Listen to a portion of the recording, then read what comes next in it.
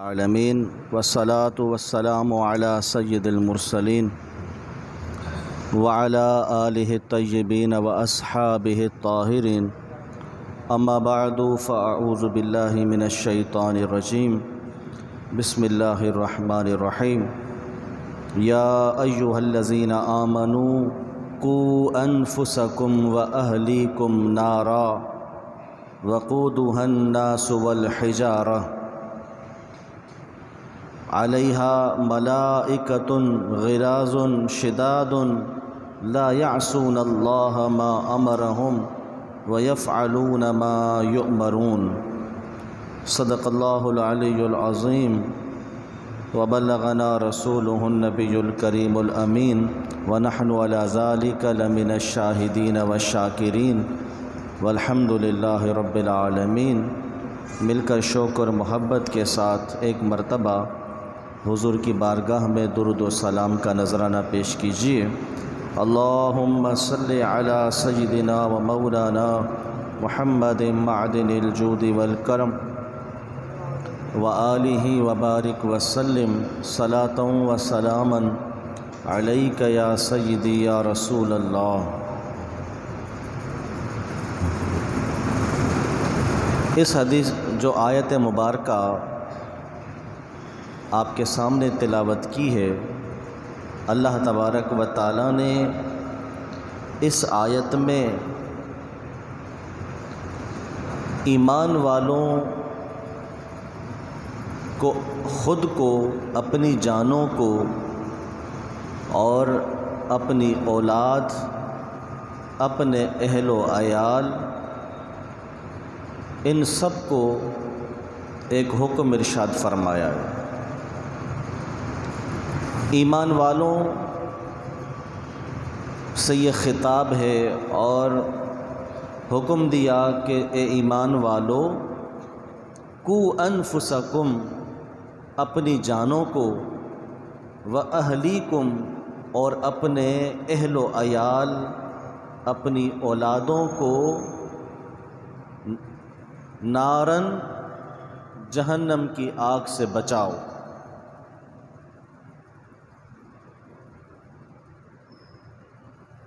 وہ جہنم کی آگ کیسی ہے، کس سے جلتی ہے؟ لکڑیوں سے جلتی ہے یا گیس سے جلتی ہے؟ اس کا ایندھن کیا ہے؟ تو فرمایا وقودها الناس والحجارہ، لکڑی یا گیس سے نہیں جلتی، وہ انسانوں اور پتھروں سے سلگائی جائے گی، وہ اس کا ایندھن ہے۔ اللہ تبارک و تعالیٰ نے اپنی قدرت سے اس آگ کو بھڑکایا ہے،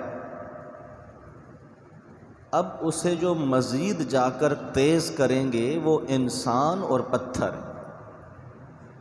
تو کوئی یہ نہیں کہہ سکتا کہ آگ تو جہنم میں جانے سے پہلے ہی بھڑکائی گئی تھی، تو کیسے جلی؟ اللہ نے اپنی قدرت سے بھڑکایا، وہ ایندھن کا محتاج نہیں ہے۔ وہ ذات تو ایسی ہے کہ جو حکم ارشاد فرمائے ویسا ہو جائے، محتاج ہم ہیں۔ وہ آگ جلانے میں لکڑی کا محتاج نہیں ہے، انسانوں اور پتھروں کا محتاج نہیں ہے۔ سبب کے محتاج ہم ہیں، وہ نہیں۔ ماں باپ سبب ہیں اولاد کے ہونے کا۔ اللہ تبارک و تعالیٰ نے بغیر ماں باپ کے آدم علیہ السلام کو پیدا فرمایا۔ ماں ہے، باپ نہیں ہے، عیسیٰ علیہ السلام کو پیدا فرمایا۔ تو معلوم ہوا کہ وہ سبب کا محتاج نہیں ہے، بلکہ وہ چاہے تو اسباب ہوں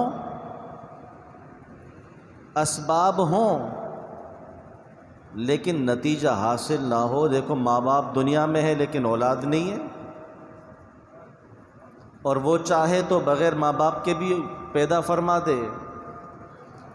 چھری کا کام کاٹنا ہے، چھری تھی لیکن اسماعیل علیہ السلام کو کاٹا نہیں، وہ چاہے تو چیز ہو لیکن کام نہ کرے۔ آگ تھی لیکن ابراہیم علیہ السلام کو جلایا نہیں۔ تو اسباب کے محتاج تو ہم ہیں، وہ نہیں، تو اس نے آگ کو جلایا ہے، آگ بھڑکائی ہے، لیکن اس کے بھڑکنے کو اور جب تیز کیا جائے گا تو اس کا ایندھن آدمی اور پتھر ہیں۔ وہ ایسی آگ علیہا ملائکۃ، اس پر اللہ تبارک و تعالیٰ نے فرشتوں کو مقرر فرما دیا ہے جہنم کی آگ پر۔ وہ فرشتے کیسے ہیں؟ غلاظ، بہت سخت ہیں، وہ رحمت والے نہیں ہیں، سخت ہیں، غلاظ شداد۔ قرآن ان فرشتوں کی صفت بیان فرما رہا ہے، وہ غلاظ سخت ہیں، شداد بڑے شدت والے ہیں، لا یعصون اللہ ما امرہم، وہ اللہ تبارک و تعالیٰ کی کسی بھی بات میں نافرمانی نہیں کرتے۔ انہیں حکم دیا گیا جلاؤ، وہ جلائیں گے۔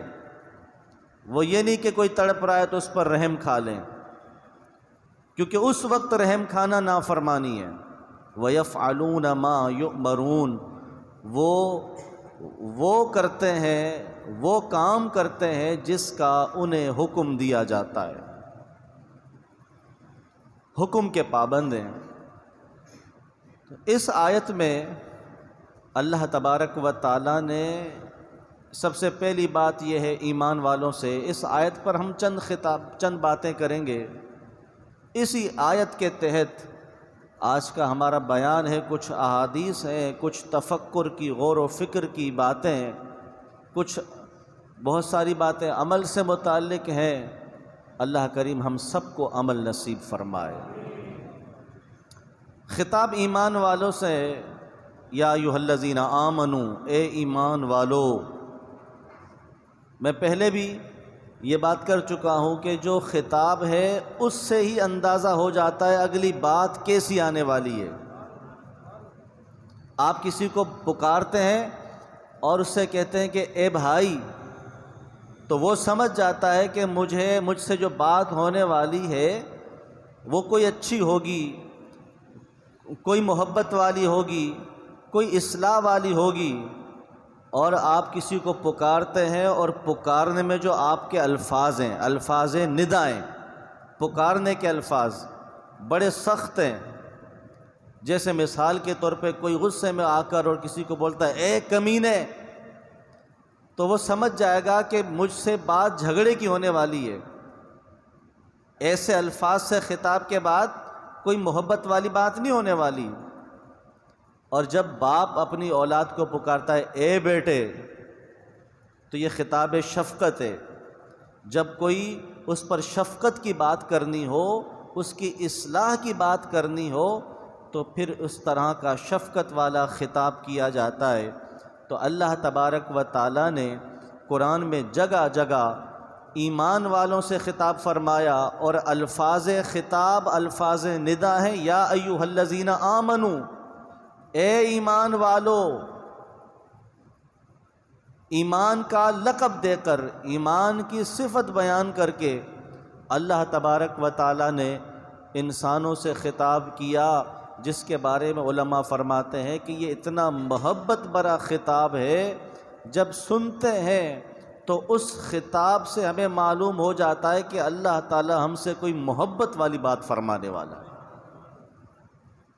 اب یہ خطاب تو محبت والا ہے، تو اس کے بعد بات بھی تو محبت والی آئے گی نا۔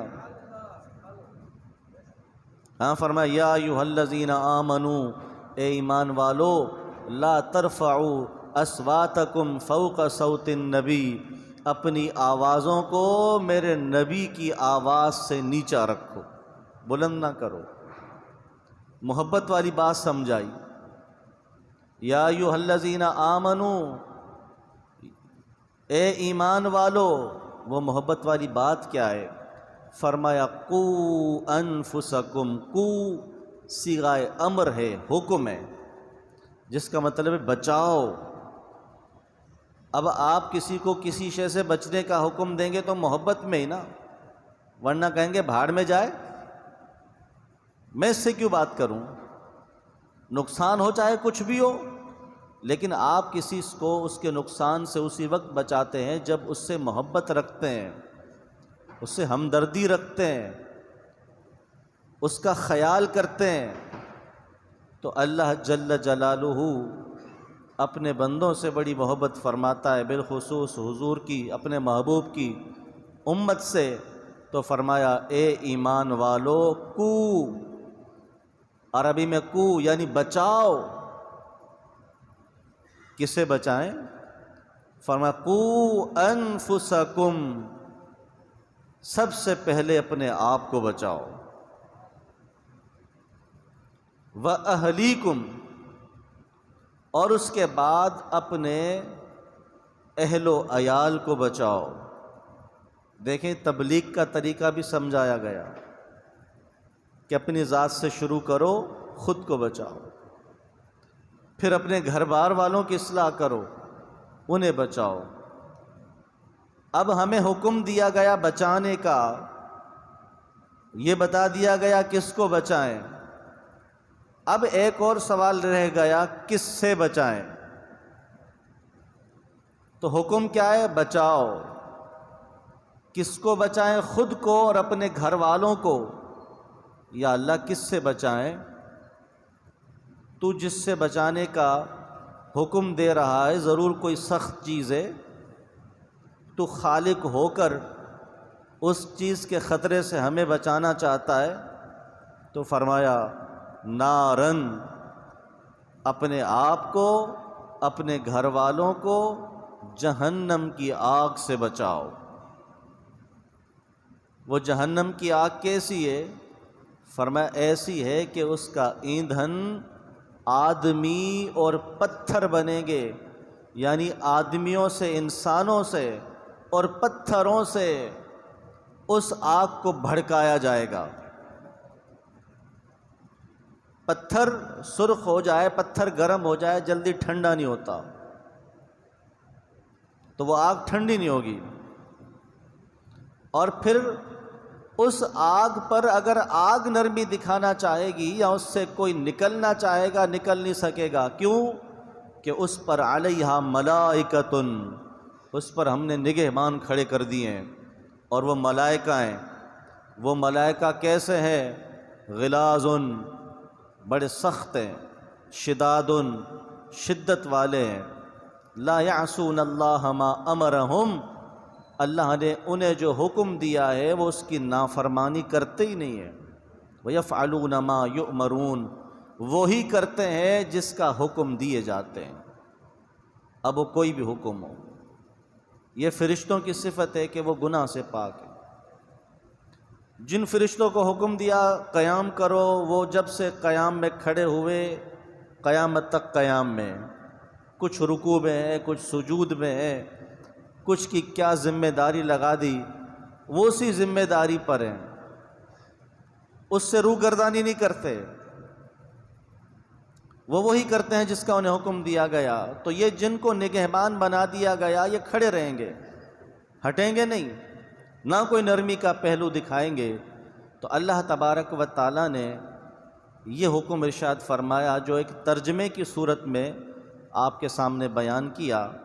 علامہ نووی رحمۃ اللہ تعالیٰ علیہ ریاض الصالحین ایک کتاب ہے حدیث کی، بڑی پیاری کتاب ہے، اور ایسی کتاب آسان اور ایک ہی جلد کے اندر مختصر چھوٹی چھوٹی اس میں احادیث کہ جسے آدمی گھر میں رکھے اور خود بھی پڑھے، پھر اسے پڑھ کے بچوں کو سمجھائے کہ بیٹا دیکھو اللہ کے رسول صلی اللہ تعالیٰ علیہ وسلم نے ہمیں یہ حکم ارشاد فرمایا ہے۔ بڑی بہترین تربیت کے حوالے سے وہ کتاب ہے، اور بڑی آسان حدیثیں اس کے اندر ہیں۔ آپ اس کتاب کے اندر ایک باب باندھتے ہیں، اور وہ باب اس حوالے سے ہے کہ صرف اپنے آپ کی اصلاح کر لو،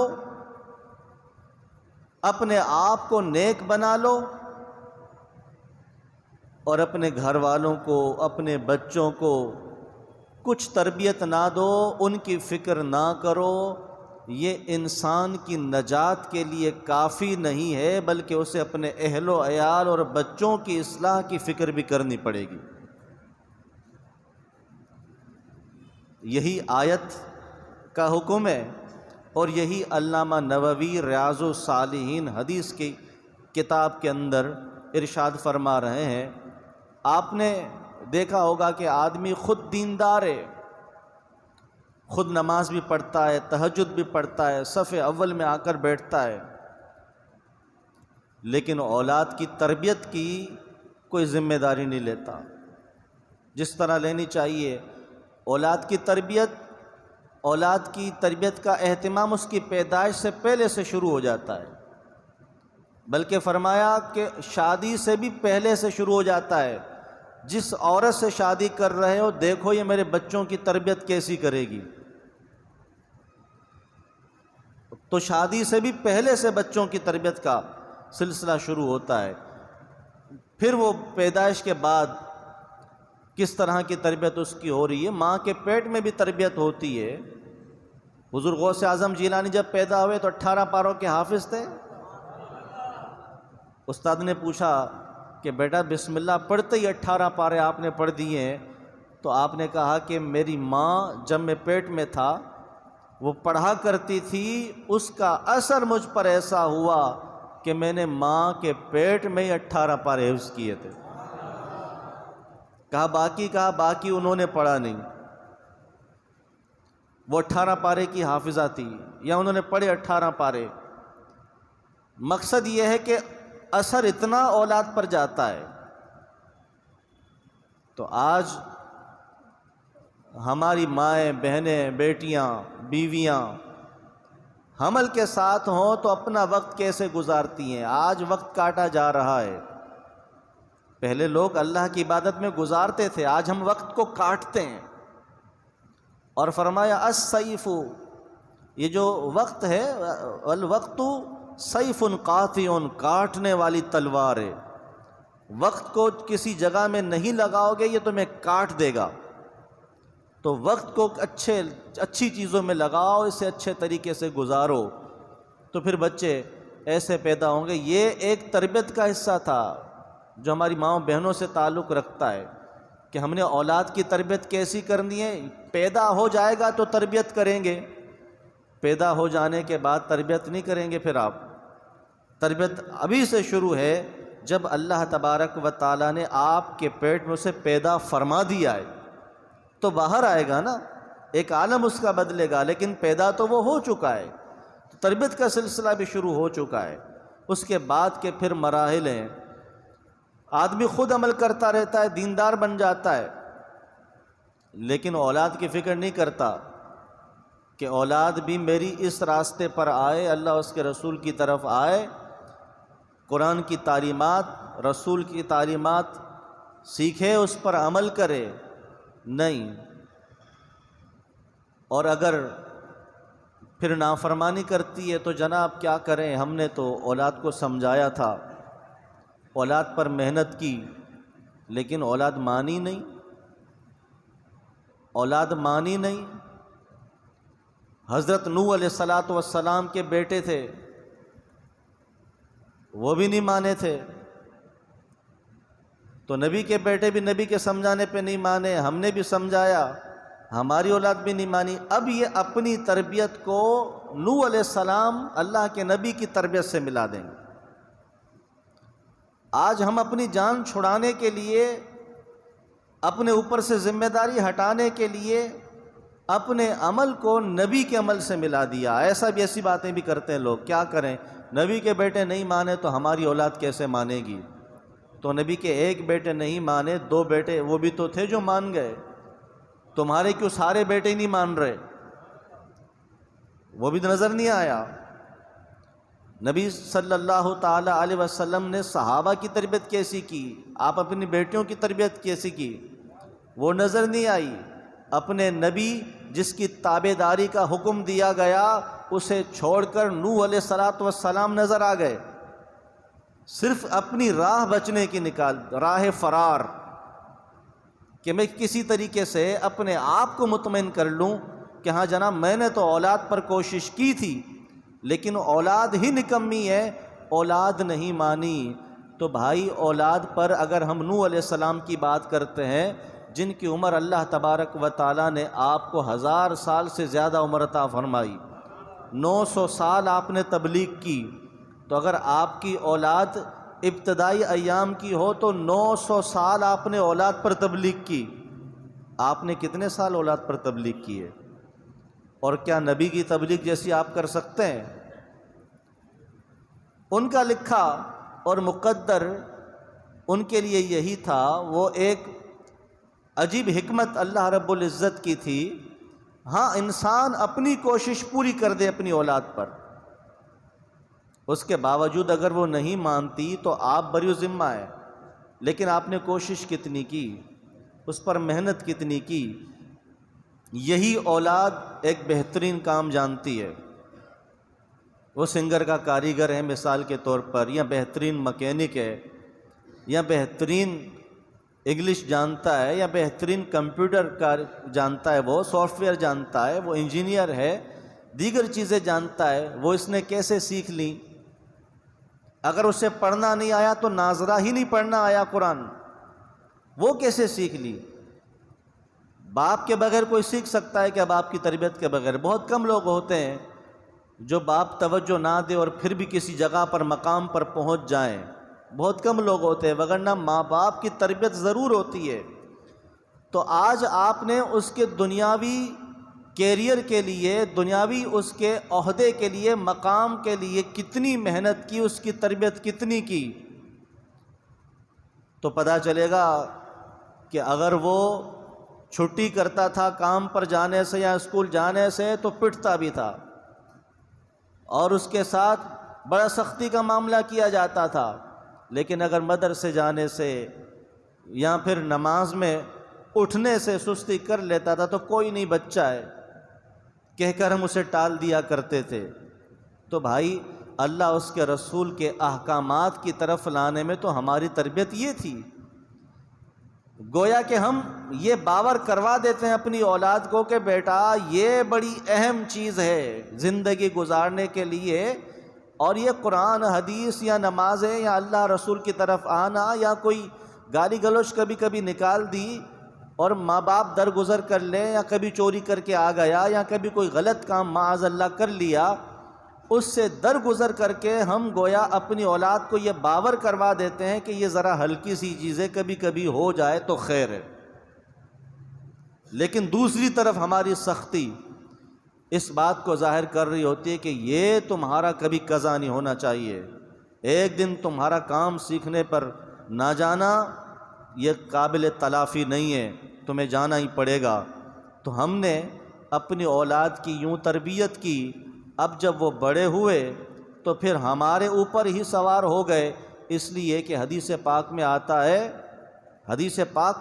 یہ بات آتی ہے کہ جو کسی مخلوق کی فرما برداری کرے، مخلوق کو راضی کرنے کے لیے اللہ کی نافرمانی کرے، کسی مخلوق کو راضی کرنے کے لیے اللہ تعالیٰ کی نافرمانی کرے، اللہ تعالیٰ اسی مخلوق کو اس پر مسلط فرما دیتا ہے۔ آج ہم نے اپنے بیوی بچوں کو، اولادوں کو راضی کرنے کے لیے کیا اللہ کی نافرمانیاں نہیں کی؟ ناراض ہو جائے گا بچہ، فجر کی نماز کے لیے اگر اس کو اٹھا دیا، بچہ ناراض ہو جائے گا، بیوی ناراض ہو جائے گی۔ اگر اسے ذرا 7 سال میں نماز پڑھنے کا حکم دو، 10 سال میں فرمایا مار کے پڑھاؤ، لیکن ایسا مت مارو کہ وہ ہاسپٹل میں ایڈمٹ ہو جائے، یا اس کی ہڈی ٹوٹ جائے، یا اس پر نشان پڑ جائیں، ایسا بھی نہیں مارنا۔ ایسا مارنا ہے جو چہرے پہ نہ ہو، سر پہ نہ ہو، ڈنڈوں سے نہ ہو۔ اگر شریعت نے مارنے کا کہا ہے تو اس کی بھی تعلیمات دی ہیں۔ اب ہم نے ایک بات پکڑ لی کہ 10 سال میں مار کے پڑھاؤ، اب بچہ غصہ کسی اور بات پہ بچے پر آیا ہوا ہے اور اس دن اس نے نماز بھی نہیں پڑھی تو دے دھڑا دھڑ اس کو اتنا مارا، نماز نہیں پڑھتا، بھائی نماز تو پہلے بھی چھوڑتا تھا، لیکن آپ نے کسر کوئی اور نکالی ہے اس سے، اور اس طرح ماننے کا حکم تو اللہ تبارک و تعالیٰ نے نہ اللہ نے دیا نہ اللہ کے رسول نے دیا، تو ایک پوری تعلیم دی کہ سختی کس طرح کی کرنی ہے۔ لیکن ہم اولاد کی رضا کے لیے کہ اگر میں نے اس سے کہہ دیا یہ ناراض ہو جائے گا، یا فجر میں اٹھا دیا یا قرآن پڑھنے بٹھا دیا تو یہ بچے ناراض ہو جائیں گے اور جناب بیوی ناراض ہو جائے گی، پھر ہم نے اس کی رضا کے لیے اللہ تبارک و تعالیٰ کے احکام کی نافرمانی کی تو حدیث کا نتیجہ ضرور آتا ہے، کیونکہ وہ صادق المصدوق کا کلام ہے۔ پھر اللہ تعالیٰ اسی اولاد کو ہمارے اوپر مسلط کر دیتا ہے۔ اب یہی ماں باپ پریشان، اب کیا کریں؟ اب تو یہ ہماری بھی نہیں مانتا۔ ہم نے تو اس کو اس لیے پڑھایا تھا، سکھایا تھا کہ ہماری عزت کرے گا، ہم نے تو اس لیے سکھایا تھا، لیکن یہ آج کل تو اولڈ ہاؤس بھی بن رہے ہیں، نرسنگ ہوم بھی بن رہے ہیں۔ پہلے تو یورپی ممالک میں مغربی لوگ جو اپنے آپ کو بڑا پڑھا لکھا کہتے ہیں اور اپنے آپ کو بہت سمجھدار کہتے ہیں، وہ اپنے ماں باپ کو نرسنگ ہوم میں جمع کرواتے تھے، اور وہاں کا مینیجر اگر فون کر کے بولے کہ تمہارے باپ کا انتقال ہو گیا ہے تو بیٹا جواب میں کہتا تھا، اور وہاں کہتا ہے کہ بہت افسوس ہوا، تجہیز و تدفین کا اہتمام کر کے بل بنا دیجئے، ہم پیمنٹ کر دیں گے، کیونکہ ہمارے ابا نے پیسوں کے لیے ہماری تربیت کی تھی، تو اس کے مرنے کے بعد پیسے تو ہم بھر رہے ہیں۔ اس نے ہمیں نماز جنازہ تو سکھائی نہیں کہ ہم نماز جنازہ پڑھیں آ کر۔ سب سے پہلا حق باپ کا اگر انتقال ہو جاتا ہے تو اولاد کا ہے کہ بیٹا آگے بڑھ کر نماز جنازہ پڑھائے، بیٹا غسل اور کفن کا انتظام کرے۔ آج ہم میں سے اکثر باپ ہیں، ہم نے اپنے والد کی نماز جنازہ پڑھائی؟ پھر کیا ہم اپنی اولاد سے یہ امید رکھتے ہیں کہ ہماری پڑھا لے گی؟ تو آخر کمی کہاں ہے؟ اگر ہمارے والد نے ہم پر کوشش کی تھی، ہم نماز جنازہ پڑھانے کے لیے امام ہونا ضروری نہیں ہے۔ آپ امام نہیں ہیں لیکن آپ باشرع ہیں، آپ کی داڑھی، آپ طہارت کے مسائل جانتے ہیں، آپ نماز جنازہ پڑھانا جانتے ہیں، تو بہت خوشی ہوگی آپ کہیں امام صاحب نماز جنازہ میں پڑھاؤں گا۔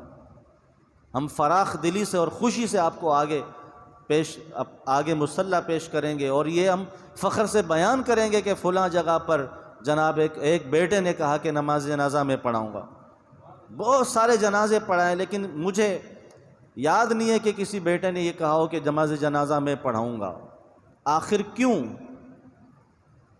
کیا ہم نے اپنی اولاد کی تربیت ایسی کی، یا پھر ان کو پڑھانا تو دور کی بات ہے، وہ پڑھنا تک نہیں جانتے کہ مرنے کے بعد تو ان سے اور کیا امید کی جا سکتی ہے سوائے مغفرت کی دعا کے، اور نماز جنازہ دعائے مغفرت ہے، انہیں وہ تک نہیں آتی۔ تو بھائی کیا تربیت کر کے جا رہے ہیں؟ یہ جو آیت میں فرمایا جا رہا ہے قُوا أَنفُسَكُمْ وَأَهْلِكُمْ نَارًا، اپنے آپ کو اور اپنے اہل و عیال کو جہنم کی آگ سے بچاؤ، تو ہم اس حدیث پر کتنا عمل کر کے جا رہے ہیں؟ آج باپ خوشی سے بیان کرتا ہے میرا بیٹا ماشاءاللہ اتنا کاروبار کر رہا ہے، اللہ نے یہ بھی دیا، یہ بھی دیا، یہ بھی دیا، بڑا آفیسر بھی بن گیا، اس کے تحت یہ بھی ہے، یہ بھی ہے، اتنے سارے ضلع اس کے تحت ہیں، فلاں اس کا مقام اور مرتبہ ہے۔ بس تھوڑا سا ذرا دین سے ہٹ گیا، تو یہ تھوڑا سا دین سے ہٹ گیا، باقی سب مل گیا۔ ایک آدمی ٹھنڈا ہو گیا، ہاتھ پاؤں چھوڑ دیے، تو ڈاکٹر کو بلایا، بھائی چیک کریں ذرا یہ بے جان سا ہو گیا ہے۔ تو ڈاکٹر صاحب نے چیک کیا اور کہا ماشاءاللہ سر، ہاتھ پاؤں پورا جسم صحیح ہے۔ کہا پھر یہ حرکت کیوں نہیں کر رہا؟ کہا بس ذرا سی جان نکل گئی ہے اس لیے حرکت نہیں کر رہا۔ تو بھائی وہ ذرا سی جان نکل گئی ہے تو باقی بچا ہی کیا اس بے جان ڈھانچے میں؟ تو ایمان ہماری جان ہے، اللہ اور اس کے رسول ہماری جان ہے۔ ہمیں اسی لیے پیدا کیا. دنیا میں آنے کا اللہ تعالیٰ کو کیا ضرورت تھی ہمیں دنیا میں بھیجنے کی؟ بھائی ہم نے یہاں آ کے کیا تیر مار لیا؟ کسی نے مل کے کوئی ایک آسمان بنا دیا ہو کہ چلو اللہ تعالیٰ نے 7 بنائے تھے ہم 8واں بھی بنا کے جا رہے ہیں، یا کوئی زمین بنا دی ہو، تو پھر کیوں بھیجا تھا؟ ایسی کیا ضرورت تھی؟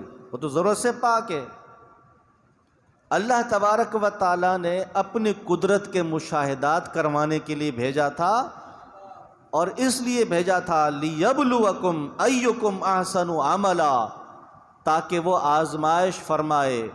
وہ تو جانتا ہے، وہ اللہ تبارک و تعالیٰ باقی مخلوق کے سامنے بھی ظاہر فرمائے کہ میرا بندہ دیکھو کتنا نیکوکار ہے، میرے فرمان پر کتنا عمل کرنے والا ہے. یہاں دنیا میں آنے کے بعد ہمارے دھندے ہی چینج ہو گئے، نہ ہم نے اپنی تربیت کی. دیکھیں یہ بیماری متعدی ہے، بڑھنے والی ہے.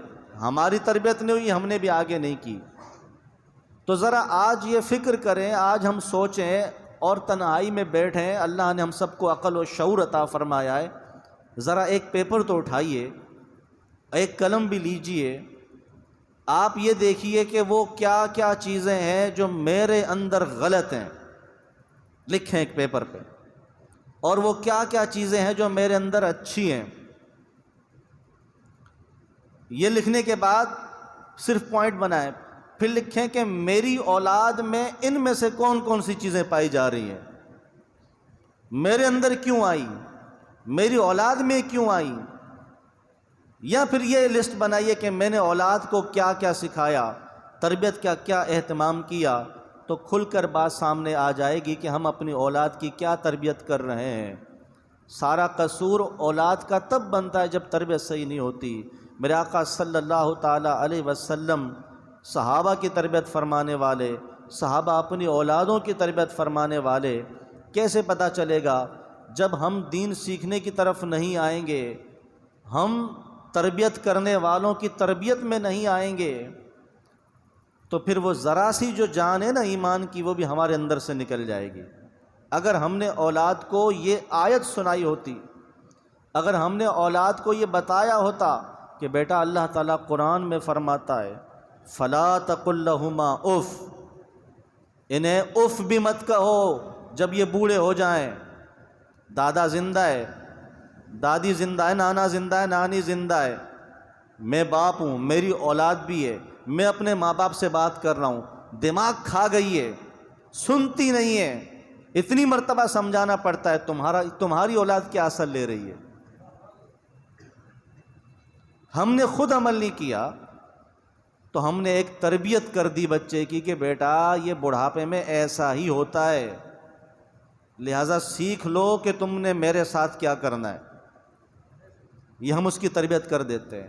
اگر ہم ادب سے بات کرتے اپنے ماں باپ سے، ہماری اولاد دیکھتی اور اولاد کی پھر تربیت ہو جاتی کہ بیٹا میں نے قرآن پڑھا ہے، اللہ قرآن میں فرماتا ہے کہ فَلَا تَقُلْ لَهُمَا اُف، اپنے ماں باپ سے بات کرو، ادب سے کرو، اف مت کرنا. اس لیے میں اپنے ماں باپ سے ادب سے بات کر رہا ہوں، بوڑھے ہو گئے ہیں، بچپن میں نے بھی ان کو بہت ستایا ہے. اب اولاد کہتی کہ اچھا بڑھاپے میں ماں باپ کے ساتھ ایسا سلوک کیا جاتا ہے، آپ نے کہا نہیں میرے ساتھ ایسا کرنا، لیکن آپ نے تربیت کر لی کہ بیٹا دیکھو بڑھاپے میں کیسا سلوک کیا جاتا ہے. اب آپ کو پریشانی نہیں ہے. تو ہم نے سب سے پہلے تو ہم نے خود عمل کرنا ہے. ہم جب عمل کو چھوڑتے ہیں تو پھر خرابی یہاں سے پیدا ہوتی ہے. ہم اولاد کو یہ حدیث بتا دیتے کہ سرکار نے فرمایا جب انسان مرتا ہے، جہاں بیٹھ کے اتنی ساری باتیں ہم اولاد سے کرتے ہیں، اولاد کی موجودگی میں بیہودہ مذاق کرتے ہیں، اولاد کو ہم گالی گلوچ کی تربیت کر دیتے ہیں، جھوٹ سکھاتے ہیں، تو وہاں اسے یہ حدیث بیان کر دیتے کہ سرکار نے فرمایا ہے کہ جب آدمی مر جاتا ہے اس کے سارے عمل منقطع ہو جاتے ہیں سوائے 3 اعمال کے. ایک وہ کہ جو ایسا علم چھوڑ گیا ہو، علم ينتفع به، جس سے نفع حاصل کیا جاتا رہے. علم سے نفع، کوئی کتاب لکھی چھوڑ گیا، پڑھنے والے پڑھتے رہیں گے۔ آج امام بخاری کو کتنے سال ہو گئے، امام مسلم کو اور محدثین کو، مفسرین کو، آج ان کی کتابیں پڑھ کر ہم آپ تک پہنچا رہے ہیں۔ بتائیے علم سے نفع ہو رہا ہے حاصل یا نہیں ہو رہا؟ مسلسل ان کا نامہ اعمال جاری ہے۔ یا کسی کی بات سنی آپ نے، میں نے بات کی، آپ نے سنی، عمل کیا، آگے پہنچائی، اس پر عمل ہو گیا، میں مر گیا لیکن آپ عمل کرتے رہے، آپ نے آگے پہنچائی، وہ عمل کرتے رہے، میرے عمل تو منقطع ہو گئے لیکن اس بات کا جس پر عمل ہو رہا ہے ثواب جاری رہے گا۔ سرکار نے فرمایا کوئی ایسا علم چھوڑ جائے، آپ نے اپنے بچے کو کسی جامعہ میں، کسی دارالعلوم میں ایڈمیشن دلا دیا، عالم بنا، اس نے آگے پڑھایا، یہ تربیت بچپن سے شروع ہوتی ہے۔ میرے والد صاحب کی مجھے آوازیں بچپن سے کانوں میں ٹکراتی تھی، میرا بیٹا حافظ بنے گا۔ اس وقت ہم چھوٹے تھے، پرائمری میں تھے، یہی آوازیں آتی تھی، بڑے ہوئے یہی آوازیں آتی رہی، تو میرا ایک ذہن بن گیا تھا کہ میں نے حفظ کرنا ہے۔ یہ ایک تربیت کا حصہ ہے، حفظ کر لیا۔ اس کے بعد اللہ تعالیٰ نے عالم کورس کی بھی سعادت عطا فرما دی۔ پھر میں نے، اللہ تعالیٰ نے پڑھانے کا بھی شرف عطا فرمایا، اور تقریباً 2011 سے درس نظامی پڑھانے کی سعادت ملی، آج تک ہے۔ ہزاروں شاگرد اللہ تبارک و تعالیٰ نے کروا دیے۔ اب بتائیے کہ جس نے میرا ایڈمیشن کروایا ہوگا اس کا نامہ اعمال میں اجر جائے گا یا نہیں جائے گا؟ تو یہ بات کرنے کا مقصد یہ ہے کہ آپ والد کے منصب پر ہیں، آپ اپنی اولاد کو آپ کے اپنے لیے صدقہ جاریہ کیسے بنا سکتے ہیں، کیسے اسے بہترین بنا سکتے ہیں۔ دوسری بات آپ نے فرمائی وہ یہ کہ صدقہ جاریہ کرے، کوئی مسجد بنا دے، کوئی مدرسہ بنا دے، کوئی کنواں کھدوا دے، کوئی ہاسپٹل بنا دے، تو اس سے فائدہ اٹھاتے رہیں گے، یہ مر گیا لیکن اجر ملتا رہے گا۔ تیسری بات، نیک اولاد چھوڑ کے جائے، اس کے مرنے کے بعد وہ نیکیاں کرے گی، دعائیں کرے گی، اللہ تبارک و تعالیٰ اسے بھی ثواب عطا فرماتا رہے گا۔ تو اولاد بہت بڑی نعمت ہے اور بہت بڑی زحمت بھی، یہ یاد رکھیے گا۔ ہم نے صرف نعمت سمجھا ہوا ہے۔ تصویر کے دو رخ ہوتے ہیں، ہم نے نعمت والا رخ دیکھا ہے، آج میں آپ کے سامنے اس کے زحمت والا رخ بھی ظاہر کرنا چاہتا ہوں۔ وہ نعمت تب ہے جب ہم نے اس کی اصلاح کی، ورنہ یقین جانیے یہی اولاد قیامت کے دن اس اولاد کے ہاتھ ہوں گے اور ہمارے گریبان ہوں گے۔ جب اللہ تعالیٰ نے کھڑا کرے گا، یا اللہ میرے باپ نے مجھے بتایا ہی نہیں، تو اپنا کام تو پورا کر کے جاؤ، باقی اللہ رب العزت پر چھوڑ دو کہ اللہ میں نے کوشش کر لی، اب تو اسے ہدایت عطا فرما۔ باتیں بہت ساری ہیں، وقت چونکہ کم ہے، تو اختتام کی طرف آتے ہیں۔ حضرت اسماعیل علیہ السلام کے بارے میں اللہ تعالیٰ فرماتا ہے کان یأمر اہلہ بالصلاۃ والزکوٰۃ، کہ وہ اپنے اہل کو نماز اور زکوٰۃ کا حکم دیا کرتے تھے۔ کسی نبی نے مال کمانے کا حکم نہیں دیا۔ اور ہم اولاد کو ایک ہی بات، پڑھو بیٹا، ڈاکٹر بننا، بہت مال آئے گا۔ اچھا تم نے، چلو ڈاکٹر بننا تو بہت اچھا کام تھا، مخلوق کی خدمت تھی، لیکن وہ بھی اس لیے بنایا کہ بہت مال آئے گا، پھر وہ بنتے ہی 4000 روپے فیس ہے، کیونکہ اس کے ذہن میں یہی ہے کہ بننا اس لیے ہے۔ تو ایسا کام کرو جس میں زیادہ پیسہ آئے، تم لوگوں کو کیسے لوٹ سکتے ہو۔ کبھی یہ بھی کہا بیٹا وہ کام کر جس میں تم مخلوق کی خدمت کر سکتا ہو، پیسہ تو آتا ہی رہے گا، پیسے نے کہاں جانا ہے، وہ تو بنا تمہارے لیے۔ اور فرمایا سرکار حضرت یعقوب علیہ السلام کے بارے میں، جب آپ کے وصال کا وقت ہوا تو آپ نے اپنے بیٹوں کو جمع کیا، یعقوب علیہ السلام کے 12 بیٹے، تو اپنے بیٹوں کو جمع کیا۔ اور اپنے مرتے وقت آدمی کیا بات کرتا ہے، ہم اگر مرتے وقت وصیت کریں تو کیا کریں گے؟ انسان جیسی زندگی گزارتا ہے مرتے وقت ویسی بات کرے گا۔ یعقوب علیہ السلام مرتے وقت وصال کے وقت اپنی اولاد کو وصیت کرتے ہیں، پوچھتے ہیں بیٹا یہ بتاؤ میرے مرنے کے بعد کس کی عبادت کرو گے، کون سے دین پر قائم رہو گے؟ سبحان اللہ، یہاں سے جاتے ہوئے بھی اگر باپ کو فکر ہے تو وہ یہ ہے کہ اللہ اس کے رسول پر ایمان رکھو گے یا نہیں۔ آج ہماری اولادیں کس طرف جا رہی ہیں؟ ہم نے ان کے ہاتھ میں موبائل تو پکڑا دیا، یہ نہیں دیکھا کہ کر کیا رہا ہے۔ ذمہ داری ہے، حدیث میں آتا ہے کلکم راعن وکلکم مسئول عن، سرکار نے فرمایا تم میں سے ہر ایک نگہبان ہے اور تم میں سے ہر ایک سے اس کے ماتحت کے بارے میں پوچھا جائے گا۔ تو باپ ہے تجھ سے اولاد کے بارے میں پوچھا جائے گا۔ دلانے میں تمہاری بھی رضامندی ہے لیکن پوچھنے میں نہیں ہے کہ کیا کر رہے ہو۔ تم افسر ہو، تم سے ماتحت کے بارے میں پوچھا جائے گا۔ تم کسی کو کام پہ رکھتے ہو تو تم سے اس کے ماتحت کے بارے میں پوچھا جائے گا۔ بس میں نماز پڑھ لوں، یہ کام کرنے والے ہیں، پڑھیں گے ان کی مرضی، نہیں پڑھیں گے ان کی مرضی۔ تو یہ نہیں کہہ رہا کہ ڈنڈا اٹھا کے وہاں کھڑے ہو جائیں یا ان کو کام سے نکال دیں۔ آپ نے سمجھایا کتنا، آپ نے تبلیغ کتنی کی، یعنی یہ کہہ کر جان نہیں چھوٹنے والی کہ میں نے ایک آدھ مرتبہ اولاد کو سمجھا دیا تھا، اپنے کاریگروں کو سمجھا دیا تھا، جناب اپنے ماتحت کو سمجھا دیا تھا، مانے نہیں۔ تو بس آخری بات، اس کے بعد بیان ختم، وقت چونکہ مکمل ہو گیا ہے۔ فرمایا یہ ایسا ہی ہے، فرمایا آگ سے بچاؤ، مجھے بتاؤ جہنم کی آگ زیادہ سخت ہے یا دنیا کی آگ؟